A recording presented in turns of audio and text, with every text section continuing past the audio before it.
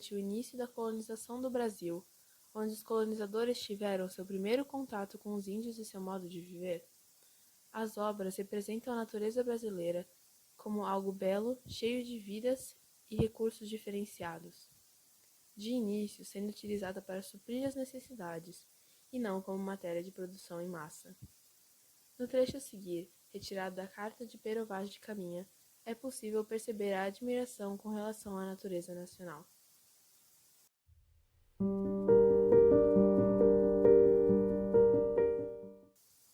O Barroco foi um movimento fortemente influenciado pela religião. Então, a natureza, quando representada, era usada de uma forma mais simbólica, como é possível perceber no trecho de Prosopopeia de Bento Teixeira.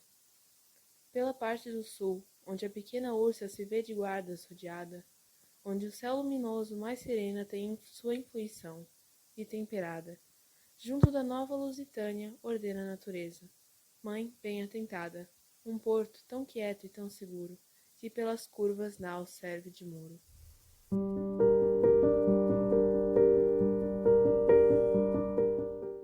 O arcadismo caracterizou-se por retomar as temáticas da antiguidade greco-latina e pela ênfase em descrições bucólicas da natureza, onde viviam pastores e poetas. No Brasil, o arcadismo ocorreu principalmente em Vila Rica, atual Ouro Preto, em Minas Gerais. O marco para o início do arcadismo brasileiro é a publicação de Cláudio Manuel da Costa, em 1969, de obras poéticas. Seus versos são verdadeiros hinos à natureza.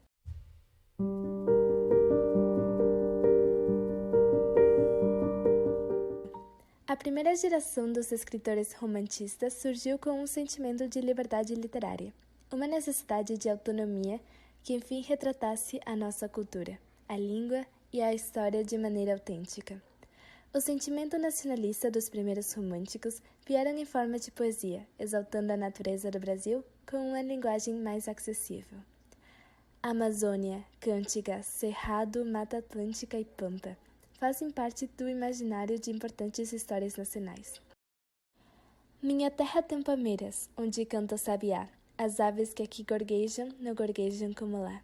Nos inconfundíveis versos iniciais de Canção do Exílio, de 1843, o poeta romântico Gonçalves Dias escolhe elementos da natureza para descrever a saudade que sentia do Brasil enquanto concluía seus estudos em Portugal.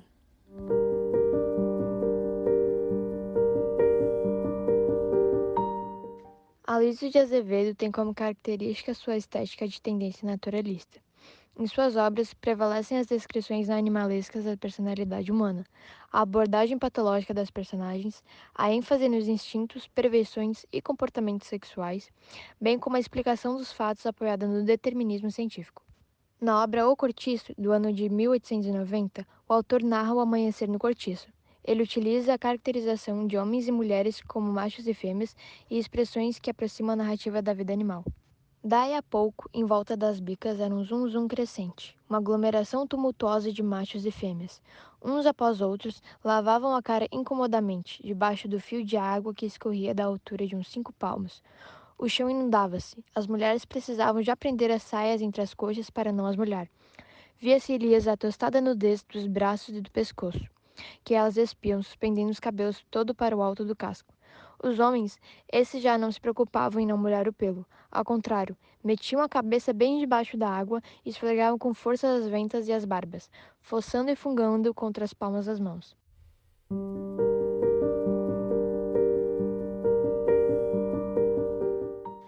O autor Afonso Henriques da Costa Guimarães latinizou seu nome para Alfonso de Guimarães, em 1894, com intenção mística.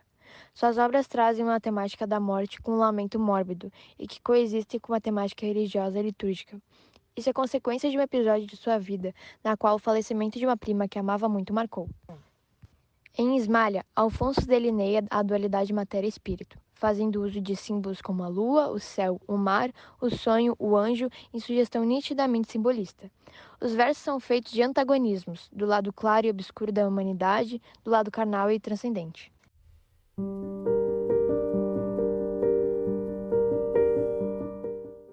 Considerado um dos precursores da literatura realista naturalista no Brasil, Inglês de Souza é o autor de O Calculista, Cenas da Vida do Amazonas, 1885. Seu primeiro romance, que assim como o restante de sua obra, descreve a relação entre a sociedade amazônica e a maior floresta do mundo. Nascido ele próprio na Amazônia, numa cidade pequena, foi um dos fundadores da Academia Brasileira de Letras. Em O Calculista, Souza narra a história da rivalidade entre Miguel Faria e o Tenente Ribeiro, ambos nascidos em fazendas de cacau da Amazônia, e sua rixa por um pedaço de terra.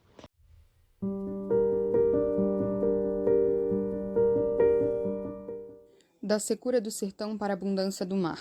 O poema Mar Absoluto dá nome ao livro que a escritora Cecília Meirelles publicou em 1945.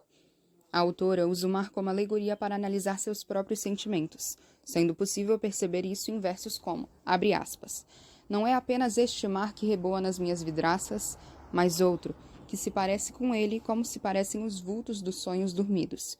E entre água e estrela estudo a solidão. Fecha aspas.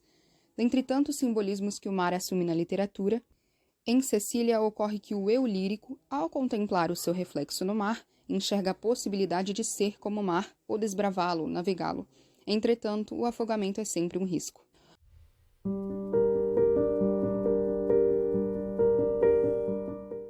O romance juvenil Meu Pé de Laranja Lima, de José Mauro de Vasconcelos, com o protagonista Zezé, filho de uma família muito pobre, usa sua imaginação fértil para fugir de uma realidade exterior áspera. O menino cria uma forte ligação com o pé de laranja lima. A árvore torna-se melhor amiga e confidente do garoto carente de afeição. A relação entre ele e a natureza resulta em uma crítica sobre a construção de vínculos afetivos. Na produção literária de Vasconcelos, a árvore, isto é, a natureza em si, reflete como parte significativa na vida cotidiana, tal como parte da relação imaginária de uma criança ou como um simbolismo de identidade filosófica de um adulto.